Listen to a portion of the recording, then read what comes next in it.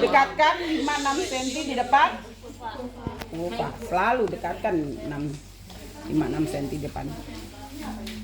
Kita tunggu 15 menit. Tidak lahir apa yang mau dilakukan? Oksitosin kedua. Berikutnya kontrol kandung kemihnya kosong dalam 15 menit berikutnya. Tidak lahir apa yang kamu lakukan? Hah? Apa yang kamu lakukan? Manual plasenta. Untuk manual plasenta apa prasyaratnya?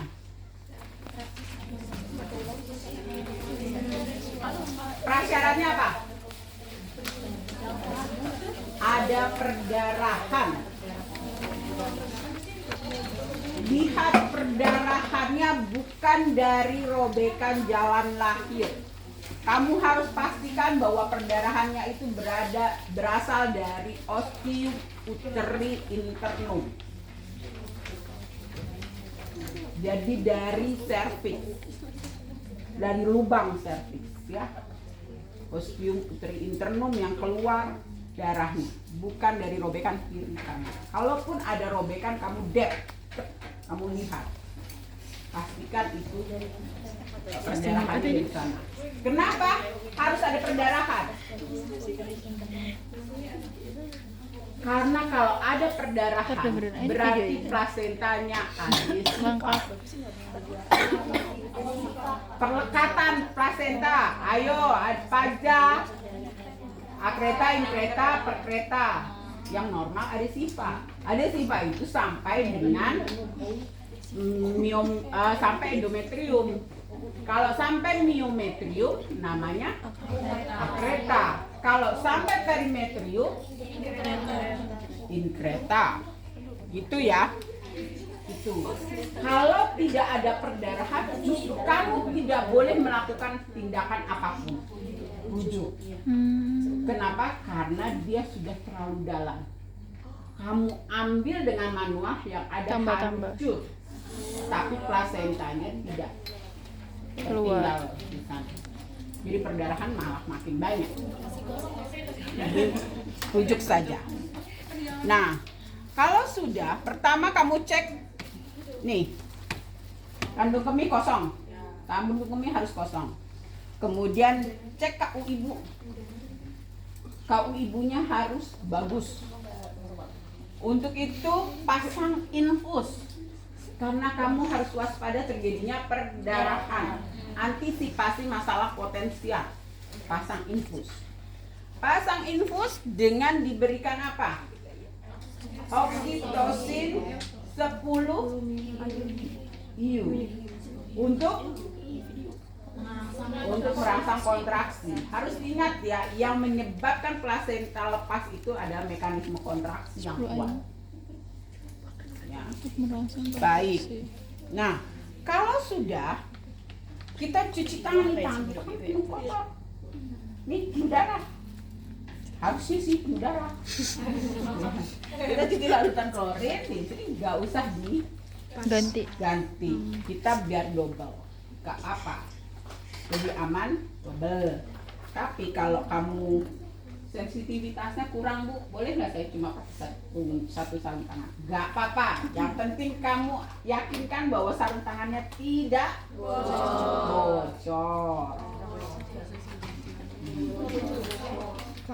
Lama. Ya. Oke. Ini manual plasenta ya. Jadi kamu tinggal pastikan kandung kemih kosong. Ini agak susah memang kalau pakai 2 sarung tangan, karena sama-sama lengket. Ya, jadi kalau itu sih rata-rata memang Yang pertama pastikan dulu ini bersih. Kalau tadi penuh dengan darah, ganti dulu. Ganti dulu semuanya jadi bersih lagi. Ya, satu itu. Jadi hygiene-nya harus benar-benar baik. Yang kedua, kamu harusnya ambil ini kasa ya, ini kasa. Pakai betadine. Kamu pegang pegang setara selantai, sejajar dengan lantai. Kamu mau menelusuri tali pusat, maka tali pusat ini kan sudah kotor. Kamu kasih antiseptik 1 kali jaga. Nah, kemudian kamu telusuri, ini bawah, telusuri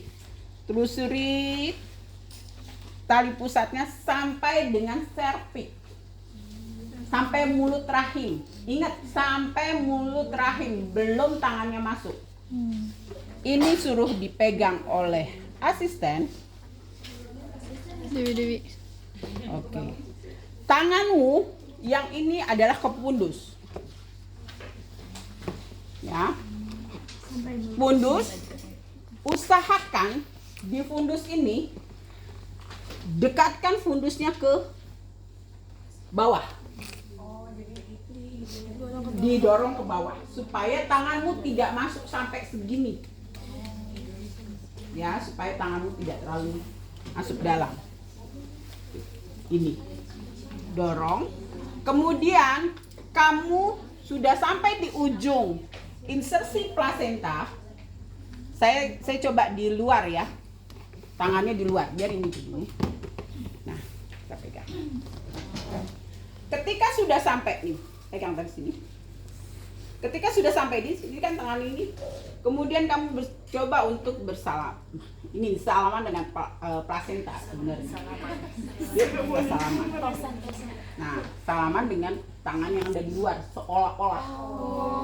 Seolah-olah. Ya. Terus kamu cari bagian yang terlepas. Kamu keliling, mana bagian yang terlepas? Ya. Kalau bagian ini yang terlepas, ini cukup mudah. Karena kamu harus menyisirnya dengan sisi ulna. Ini, nggak boleh begini. Nggak boleh. Kenapa? Kalau begini, resikonya endometriumnya ke raut. Ya. Ya, jadi harus pakai susu yang ulna. Susu ulna, ini dia gini, 1 lepas gini. Posisinya. Ya. Posisinya begini sampai terlepas semua. Kalau sudah terlepas semua, pindahkan di belakang kafum. Letakkan dulu, terus tanganmu, ini ceritanya rahim, ini harus dipastikan bahwa tidak ada yang tertinggal sebelum kamu tangkap. Nah, udah yakin tidak ada yang nempel, kamu pegang ini, ya, kemudian bawa keluar, kemudian tangan yang ini pindah, lakukan dorso, balikin lagi posisinya.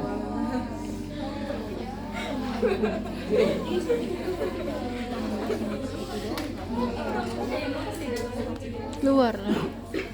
Nah, sekarang kita coba di sini ya. Kebayang kan tadi ya? Bayang. Sekarang kita masukkan di sini. Ini sampai di sini mulut porsio, ini mulut porsio. Kita pindahkan sini, baru kita masuk ke dalam. Ke dalam kita cari seolah-olah bersalaman. Ini sih bukan itu beneran, jadi sama tali. Baik, sini kita cari mana bagian yang terlepas. Oh, ini bagian yang terlepas di bawah. Kita ambil bawah, dari bawah. Nah. Sampai gini selesai, kita ulang kembali. Oh, sudah. Kemudian kita ambil, tangkap. Kemudian ibu suruh rileks ya, tidak mengedan ya. Ibu relaksasi. Di sini ada anestesi verbal, jadi kamu harus mengajak ibu ngomong sambil kamu kerja. Mengalihkan perhatian. Nah, dorong ini di sini. Baru kamu taruh di piring plasenta dan di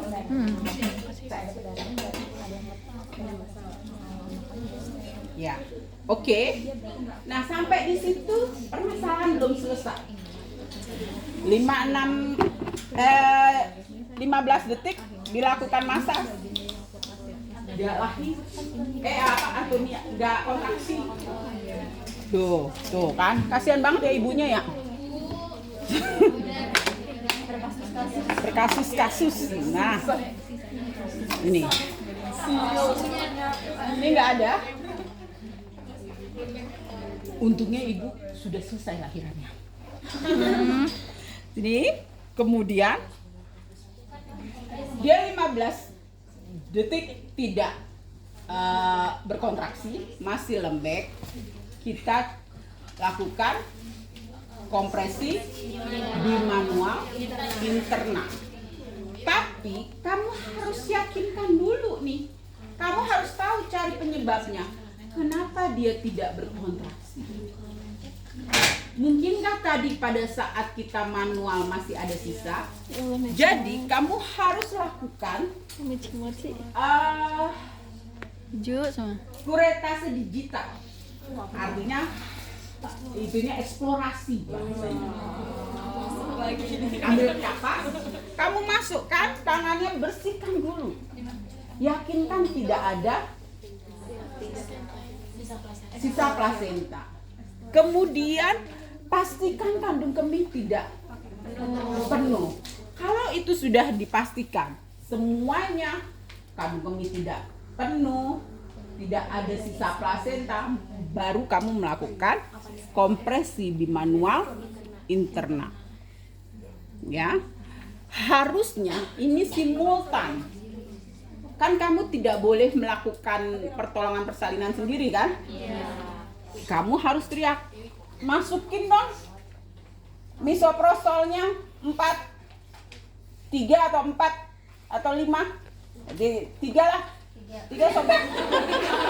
Kita lihat dulu 3 dulu sobek. Nah, masukkan ke dalam anus. Pakai kompak sarung tangan berarti ya. Pakai masukin dah. Masukin di anus. Itu yang memerintahkan siapa? Yang memeriksakan ada yang pelaksana.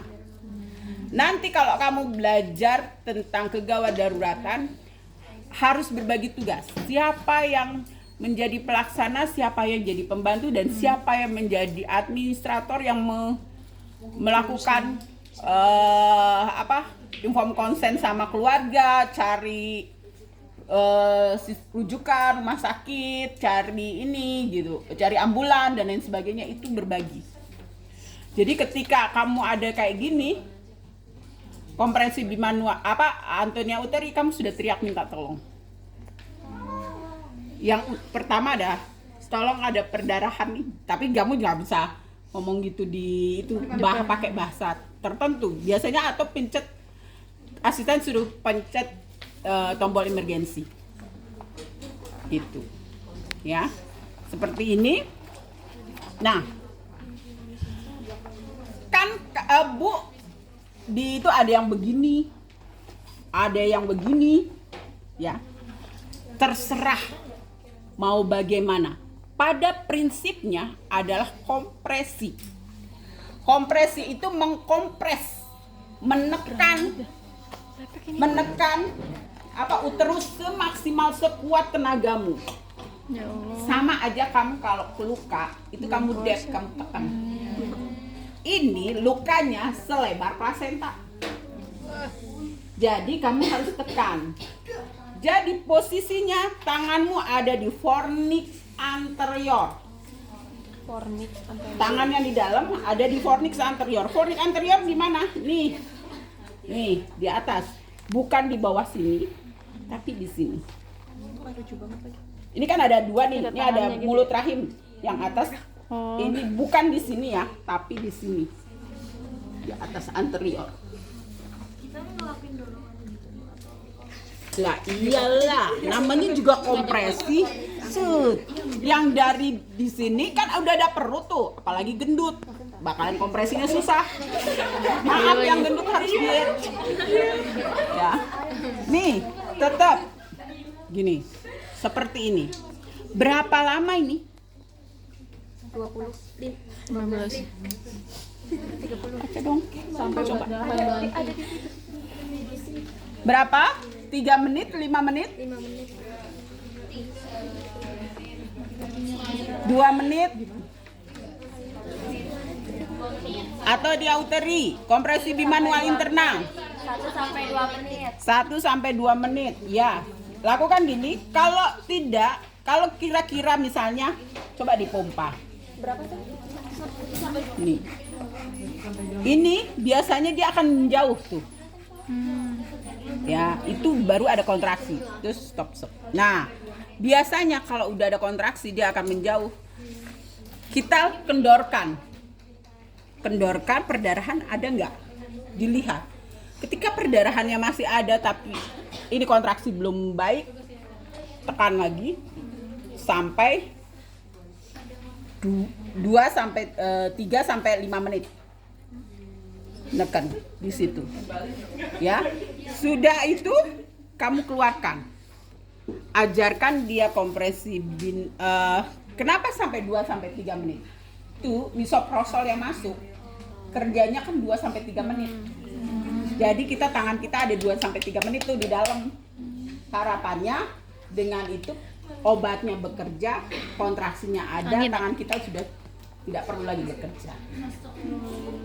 Tapi ternyata misalnya dia juga belum berkontraksi. Maka apa yang harus dilakukan? Yang harus dilakukan, kalau kamu kerja sendiri, minta keluarganya untuk kompresi bimanual eksternal sementara kamu pasang infus dan lain sebagainya. Itu kalau kerja sendiri. Tapi kalau kerjanya minimal 3 orang atau 2 orang bidan, kan kamu sudah pasang infus sudah sama temennya, pasang ini tensi dan lain sebagainya sudah sama temennya. Kamu tinggal siapkan kondom katet. Oke. Ini sudah keluar. Kita cuci tangan. Tadi kita ganti. Udah aku ini. Ya, Jujur. kita ganti. Iya, udah nggak berasa. Taruh ini tempat sampahnya juga nggak ada. Oke, ini masukin sini kondom kateter. Nah, kita raganya beda lagi. Nah, bagaimana kondom kateter itu dilakukan? Nah, ini namanya kondom. Kondomnya? Wah, jangan diumpetin nanti bahaya. Pastikan tidak bocor ya. Risikonya kalau sampai bocor ada emboli air ketuban. Karena kan luka. Emboli air ketuban kenapa? Karena kan ada luka plasenta yang terbuka. Pembuluh darah yang terbuka di sana. Jadi ini harus ikat. Benang. Ini kayaknya udah betul belum sih? Kurang maju.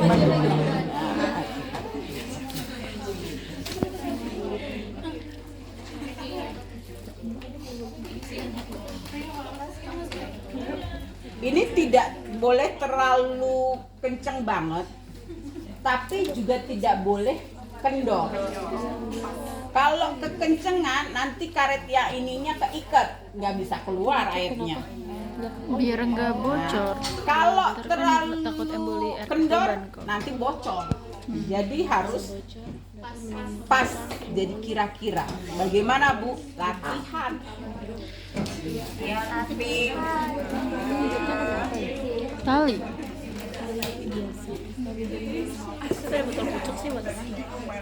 Oke, sudah pasang? Pasang ada spekulum?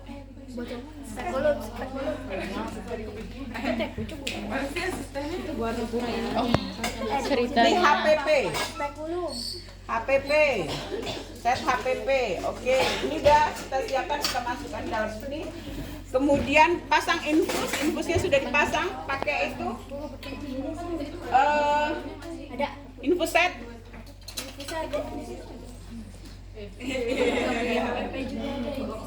Di HPP Ini nih infus. itu ini.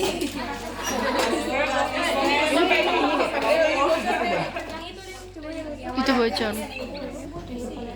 Iya, infusnya buat di sini. Oke, sudah. Ini tinggal asisten pegang, pakai handskun loh ya asistennya. Asistennya nggak boleh pakai handskun.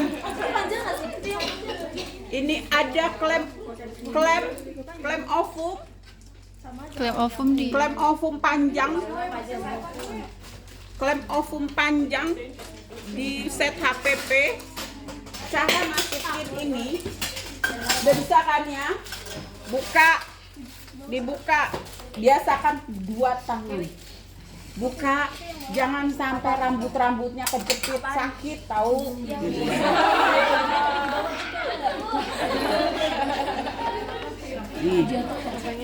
Rambutnya sakit. Itu hijau-hijaunya.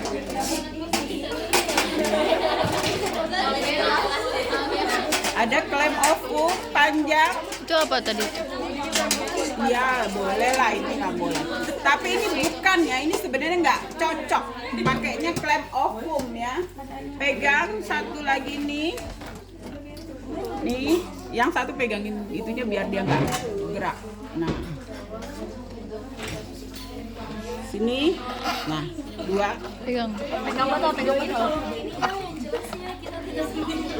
Oke.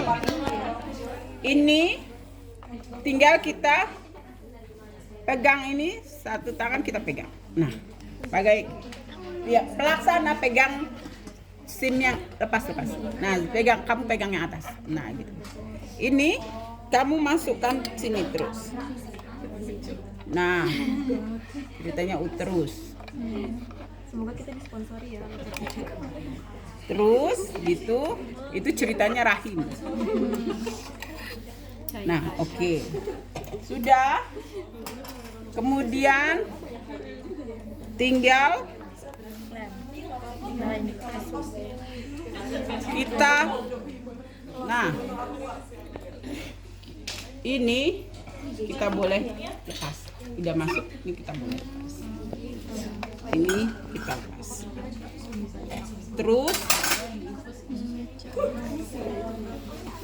Terus nanti dia akan,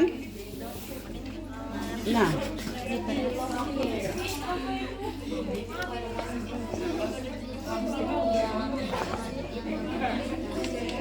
dia akan mengembang.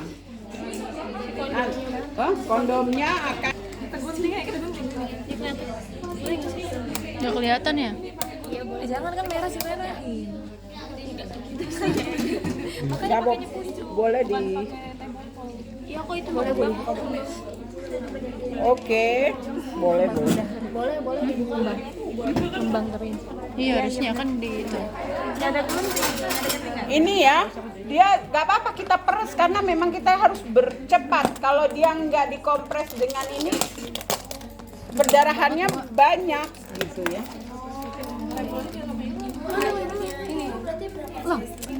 Itu bisa sampai 500 sampai 1000. Enggak gini aja dah. Udah. Yang penting kelihatan kan? Jadi kondomnya akan mengembang dan dalamnya isinya air infus. Terus Ada aku lagi di situ mikrofon. Udah itu ya. Apanya?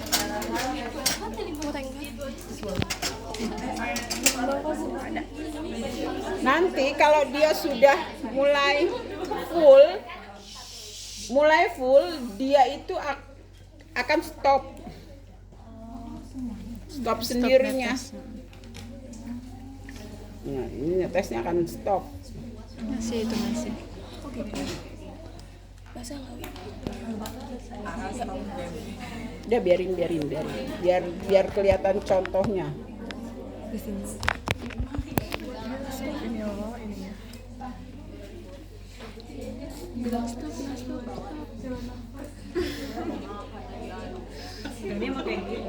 Kan nggak mungkin kita melakukan kompresi sepanjang jalan kan? Maka yang dilakukan ini. Jadi kayak ada yang neken gitu ya. Ada yang neken adalah kondom dengan berisi cairan. Makanya nggak boleh sampai pecah.